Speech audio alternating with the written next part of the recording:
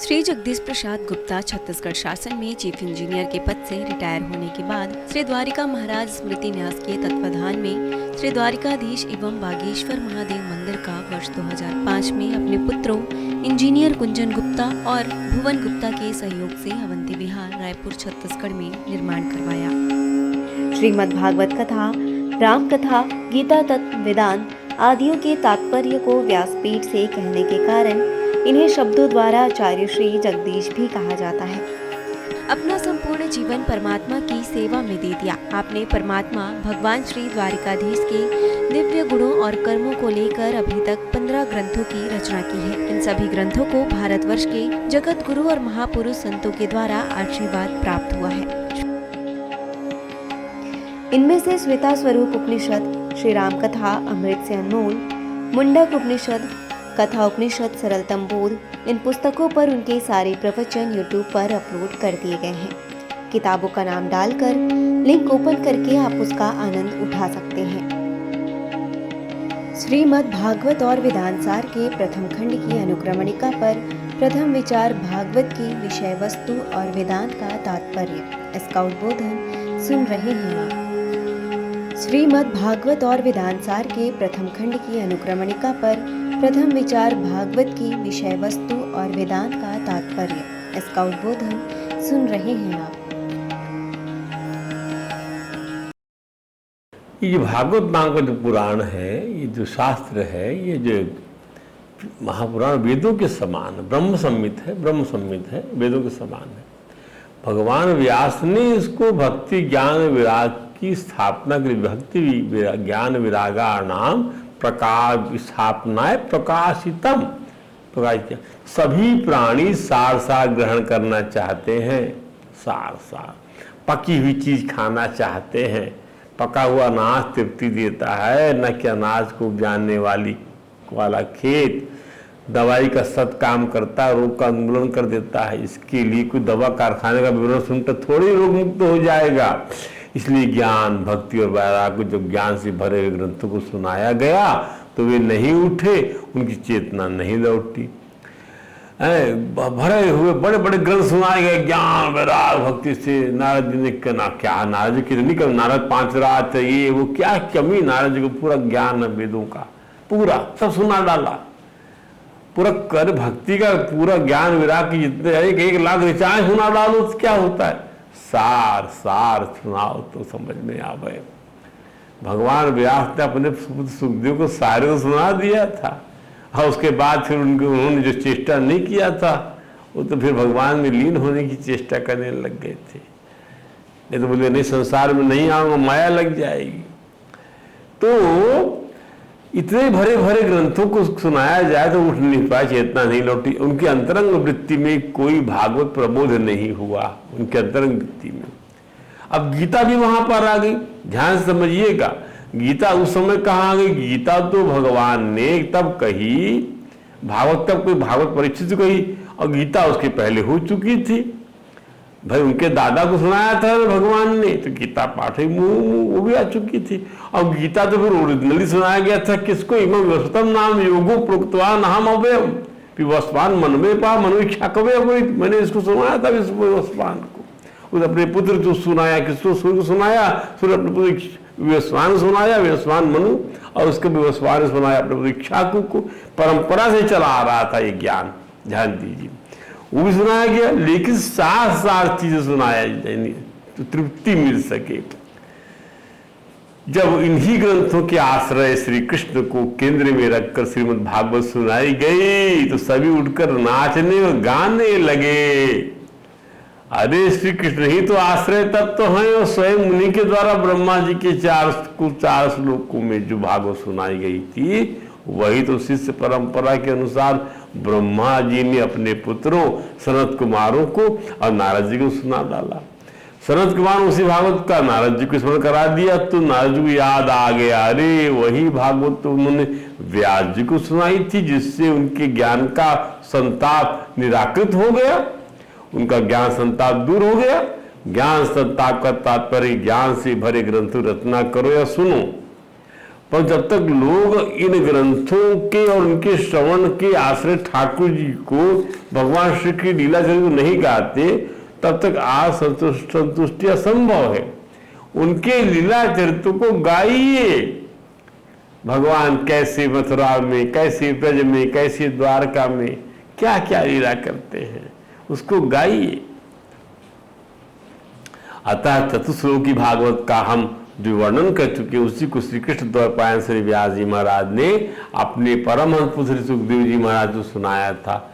श्री सुखदेव जी महाराज ने चतुश्लोकी भागवत के अनुसार सर्ग, विसर्ग, स्थान, पोषण, उति, सधर्म भागवत कथा का वर्णन कर आश्रय तो श्री कृष्ण की महिमा का गायन कर समस्त ब्रह्मांड को तृप्त कर दिया।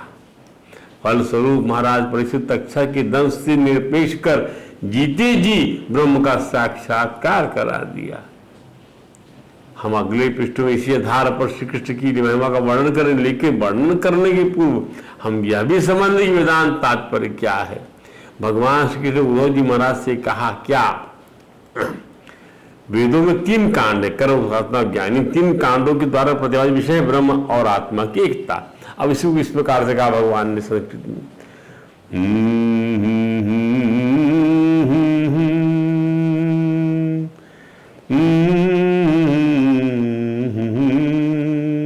वेदा ब्रह्मात्म विषया त्रिकांड विषयाय में, वेदा ब्रह्मात्म वैब्रह्यात्म विषया त्रिकांड विषयाय में, परोक्षवादा ऋषयः परोक्षम चाप्रियम, शब्द ब्रह्म सुदुर्बोधम प्राणेन्द्रिया मनोमयम, अनंत पारम गंभीरम दुर्विग्राह्यम दुर्गाह्यम समुद्रवामयोपबृंहितं भूम्ना ब्रह्मणानंत शक्तिना भूतेषु घोषरूपेण विशेषु गुणेव लक्ष्यते। वेदों में 3 कांड हैं, कर्म कांड, उपासना कांड और ज्ञान कांड। इन 3 कांडों के द्वारा प्रतिपादित विषय क्या है?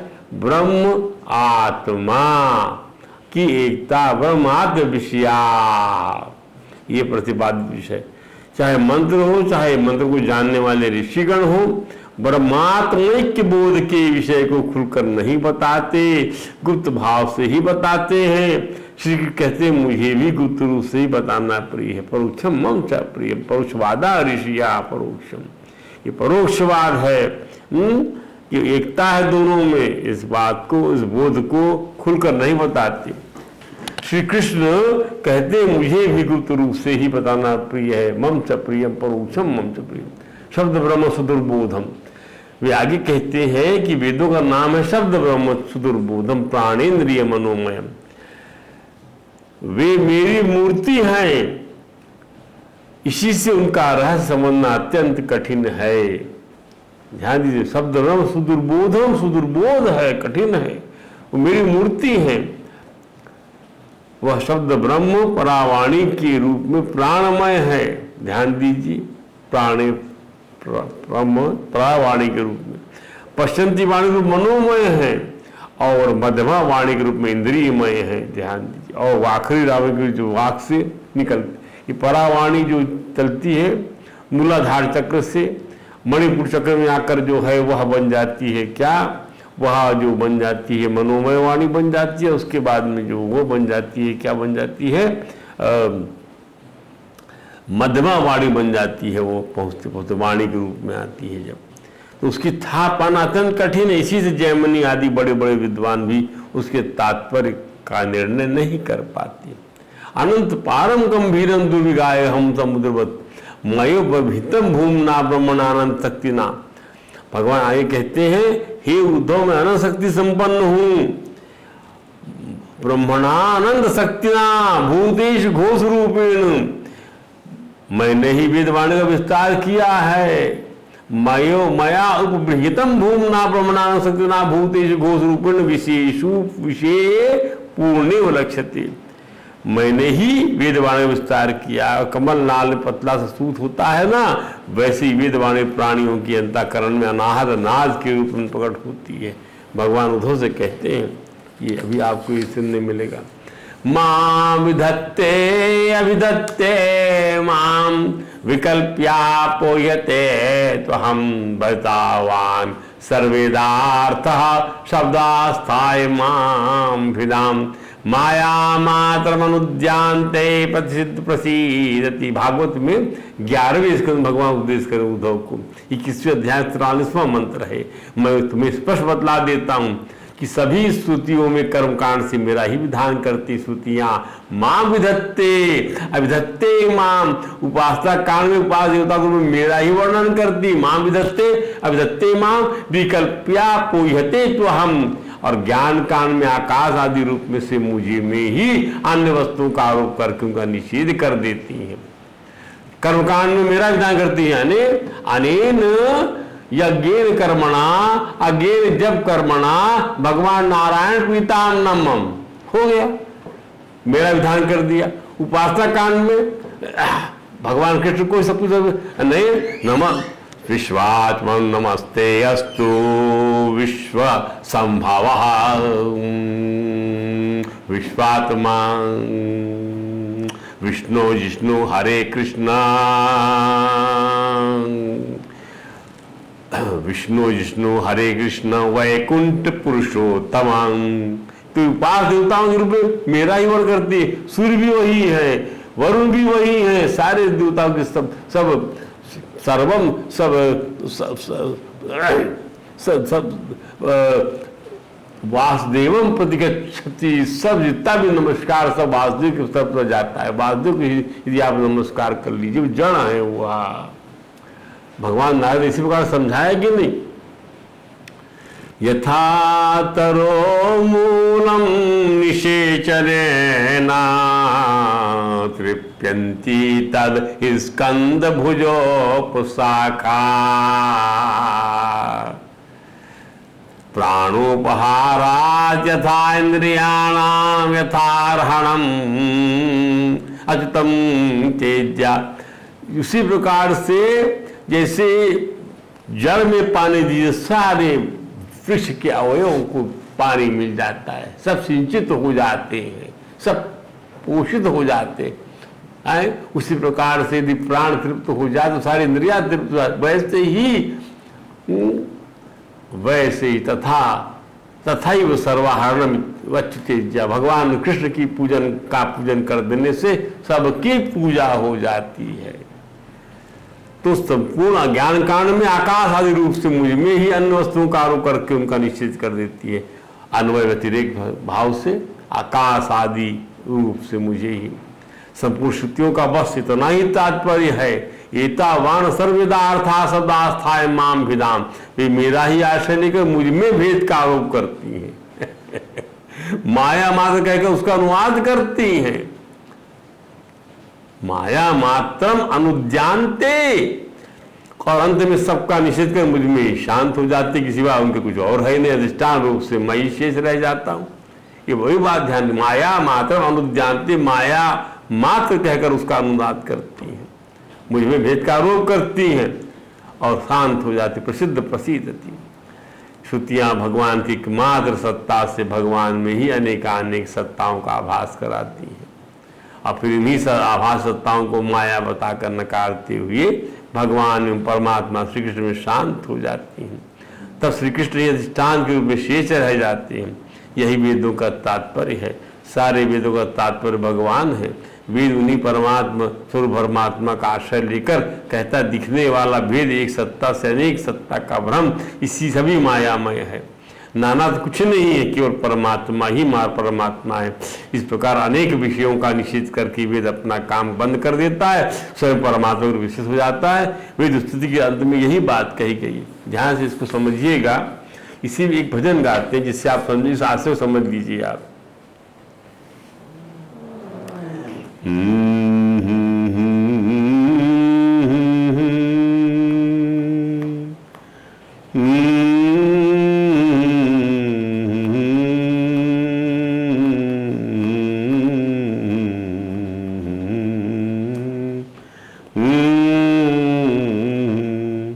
रूपम यद तत् प्राहुर्व्यक्तमाद्यम ब्रह्म ज्योति निर्गुणम निर्विकारम निर्विशेषम सत्ता मात्रम निर्विशेषम निरीहम सतम साक्षात विष्णु आध्यात्म दीपः नष्टे लोके द्विपरार्धावसाने महाभूतेषु आदिभूतम गतेषु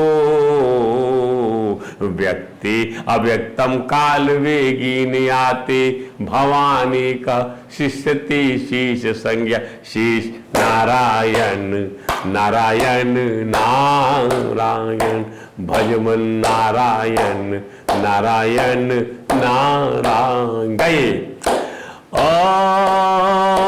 लक्ष्मी नारायण नारायण नारायण भजमन नारायण नारायण नारायण बद्री नारायण नारायण नारायण जगन नारायण नारायण नारायण राम नारायण नारायण नारायण कृष्ण नारायण नारायण नारायण द्वारका नारायण नारायण नारायण कृष्ण नारायण और राधा नारायण और रघुवर नारायण ओ सीता नारायण ओ शंकर नारायण ओ उमा नारायण नारायण नारायण। देखिए कितने रूप हो गए भगवान के।